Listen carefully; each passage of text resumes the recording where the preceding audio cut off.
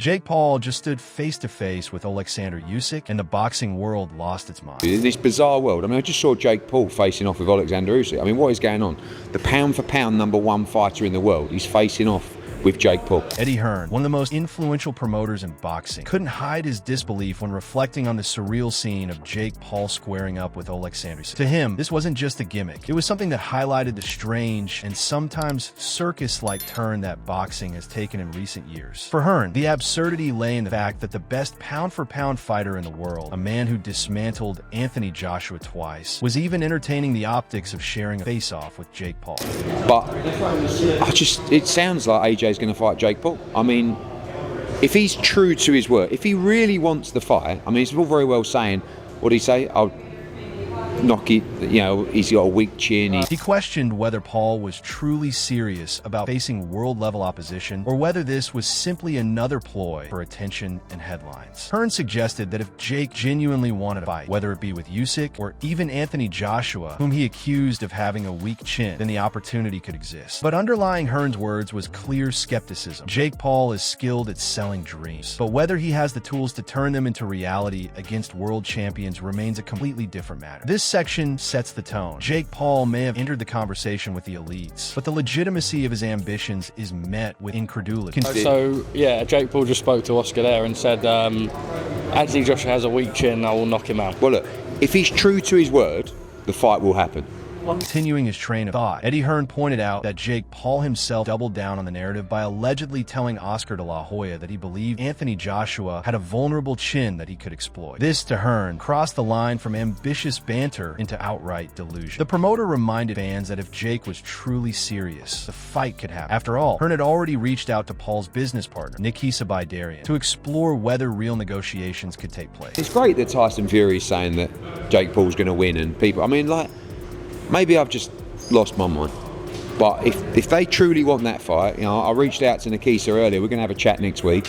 If they truly want the fight, we can make actually the fight that does the biggest numbers in the sport. Yet what stunned Hearn the most wasn't just Jake's bravado. It was the fact that even someone like Tyson Fury was openly entertaining the idea of Paul beating a top-tier heavyweight. To Hearn, this blurred the line between reality and spectacle even further. He admitted to feeling almost disoriented by the conversation, asking himself whether he was losing his mind, as the idea of Jake Paul not only fighting but potentially beating stars like Joshua or Usyk seemed to turn the sport on its head. But Hearn was also pragmatic. Spectacle sells, and if the public wants it, the fight could generate the biggest numbers the sport has ever seen. In this way, Section 2 illustrates the conflict at the heart of boxing today, the tension between pure sporting merit and the financial goldmine of crossover fights. Jake Paul chins AJ, yes, they fight. Are you serious? 100%. If they fight, I'm putting £1 million on Jake Paul. What? Yeah. I have to walk to the car park. Yeah, let's go. You being serious when you say that? 100%. Then came Tyson Fury's voice, always unpredictable and always headline-worthy. The heavyweight champion shocked many by declaring that he would bet a staggering £1 million on Jake Paul to win if such a fight ever materialized. Now, Fury has a history of making outlandish statements to stir the pot, but even so, his insistence that he was 100% serious turned heads. On one hand, it could be seen as Tyson playing his usual role as the master provocateur, enjoying the chaos and controversy that Jake Paul brings to boxing. How good was he tonight, Oleksandr Usyk? He's the GOAT. He's one of the best of all time. Seriously, silence everyone. That's why I said to him, zip it and throw the key away. You weren't calling him out then, no? You weren't? A little bit. In MMA. On the other, there's a subtler angle. Fury knows that betting on Paul is less about actual confidence in his skill and more about fueling the hype machine that benefits the entire sport financially. Around the same time, Jake Paul himself attempted to show humility by praising Usyk, calling him one of the greatest fighters of all time, and joking about locking him away as if to say no one could solve the puzzle he presents. Interestingly, Paul even flirted with the idea of challenging Usyk not in boxing, but in MMA, perhaps subconsciously acknowledging that he has virtually no chance against Usyk in the squared circle. Section 3 then highlights the absurd blend of hype, humor, and hyperbole that defines the entire Jake Paul phenomenon. You were challenging Usyk to a street fight in MMA. Is that true? Well, yeah, he called me out to do MMA. We're talking about heavyweight Usyk. As the conversation evolved, Jake Paul continued to escalate the spectacle by suggesting that talks were underway about fighting Usyk in a completely different arena, mixed martial arts. According to Paul, Usyk himself had mentioned the possibility of an MMA fight, and their teams were in discussions. For Jake, this was not just about boxing anymore. It was about building larger-than-life crossover events that captured global attention. He openly acknowledged that an MMA clash with Usyk would be huge, not only financially, but in terms of breaking boundaries between combat sports. Who beat Tyson Fury? Yeah, he wants to fight me in MMA, and our teams are talking, and I'm interested in it. That'd be huge. I think the idea seemed almost laughable to seasoned fight fans, given Usyk's pedigree as a boxer and Paul's lack of high-level MMA experience. Yet it also revealed Paul's mindset. He thrives in chaos, positioning himself at the center of outrageous conversations that keep his name buzzing across headlines. This section reveals the genius and the absurdity of Jake Paul's strategy, whether realistic or not. Every mention of his name, alongside a true champion like Usyk, amplifies his brand and keeps him at the forefront of boxing discussion. To be honest, that scares me more than any of the other shit that scares me more than fighting Anthony Joshua for sure. Paul himself then admitted something striking. The idea of fighting Usyk in MMA actually scared him more than the thought of boxing Anthony Joshua. This rare moment of candor gave fans a glimpse into Paul's psychology. He recognized that Usyk's background in wrestling and his combat IQ would present a terrifying challenge in a cage, perhaps even more daunting than facing Joshua's power in a boxing ring. At the same time, Paul toyed with the notion that fear itself was part of the appeal. I think, yeah, he's like an Olympic wrestler or something. He knows how to wrestle. Whoa. Olympic wrestling? Fuck, bro. Usyk's a dog. He knows how to wrestle. He knows how to fight. He knows how to kill. Should I do it or yes, no? sir. It's a challenge. It's a challenge. Yeah, that's what I said I wanted, right? Yeah. Hey, what about the challenge? You kept saying like... He repeatedly asked whether he should accept the challenge, reminding everyone that he had always claimed to want the biggest and boldest tests. Here, the bravado gave way to something more authentic. Jake Paul, as a thrill seeker who thrives on pushing the boundaries of his own comfort zone, even when he knows deep down that the odds are stacked against him. It's a dynamic that simultaneously makes him fascinating to follow and frustrating to analyze seriously. Section 5 underscores that Jake Paul's journey is not merely about winning or losing, but about constantly finding new ways to shock the sporting world. Yeah. He's called out Usyk, and Usyk's come back at him and said, yeah, won't be long. I mean, why is it Usyk lowering himself? The greatest of great champions to have a row with Jake Paul. Yeah, I don't know. The reactions weren't limited to promoters and current champions. Former fighters like George Groves also weighed in, questioning why someone of Usyk's stature would even bother engaging with Jake Paul. For Groves, it was almost a betrayal of boxing's sacred hierarchy, a pound-for-pound great lowering himself to trade words with a YouTuber who had yet to prove himself against a single elite opponent. But I think there was a lot of noses put out of joint when, maybe people in my situation who are ex-fighters who think, I could get the Jake Paul fight. And then turns out he's picked, the former lightweight champion in the world who's still boxing. It's like, he suggested that this back and forth left many ex-fighters frustrated, especially those who once hoped to secure a payday against Paul themselves, only to see him now targeting a legitimate champion like Usyk. This section illustrates a deeper theme. Jake Paul's rise doesn't just annoy purists. It actively disrupts the hopes of professional fighters who see him as a ticket to financial security. Usyk's willingness to entertain the sideshow, even briefly, struck Groves as baffling, given that Usyk has nothing to gain in terms of legacy or respect. Yet the fact that even Groves felt the need to comment shows the disruptive power Paul wields over the entire boxing ecosystem. Everyone's entitled to have a dream.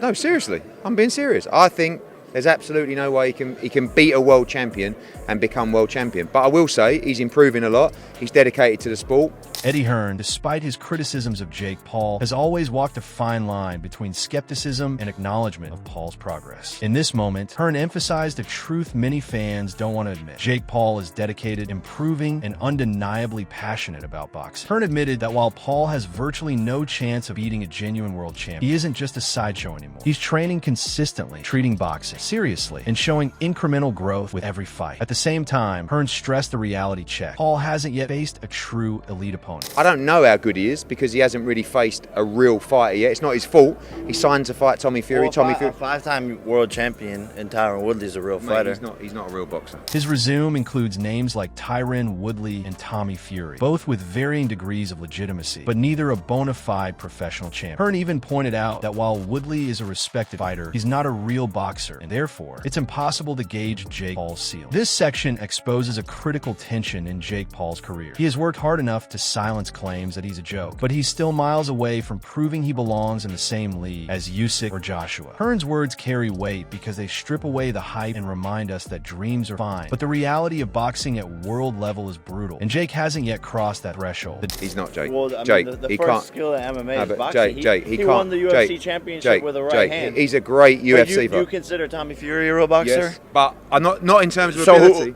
But listen. But so what defines a real boxer? A real boxer is someone There's that these is his journeymen craft. Like Andy Bishop, who have Who's 10. Andy Bishop? Exactly, but he's a real boxer. Dialogue between Eddie Hearn and Jake Paul quickly turned into a heated exchange over what defines a real boxer. Jake, confident as ever, argued that fighters like Tommy Fury qualified, while Hearn pushed back, insisting that true boxers are craftsmen who dedicate their lives to the sport from grassroots levels. Right?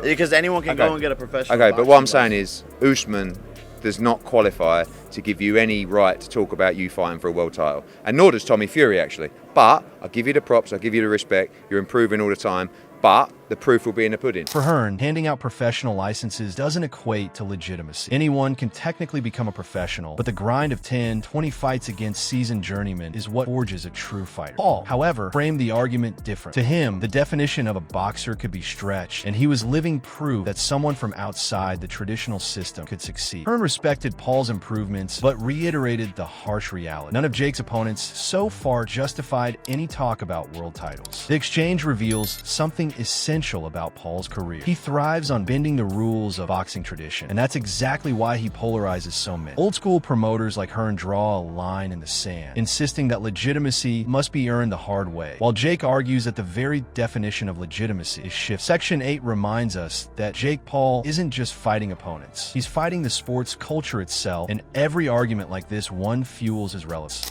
So Jake Paul's little world's come crumbling down. He thought he was fighting the best fighter, one of the best fighters to ever do it in Canelo Alvarez. Actually, he's dodged a fucking bullet. Because if he'd have got in with Canelo Alvarez, he'd have got fucking ironed out, leveled so fast it would have been unbelievable. Then came the blunt perspective of Carl Froch, never one to mince his words. Froch painted Jake Paul's trajectory as one built on illusion, suggesting that Paul had once aimed for a dream fight with Canelo Alvarez, but wisely avoided. Froch claimed that had Jake stepped in with a Mexican superstar, he would have been annihilated in brutal fashion, ironed out so quickly it would have been embarrassing. He's pissed off now because he ain't got the big money fight. Thought he was taking over professional boxing. No fucking chance. So he's dodged a bullet, really.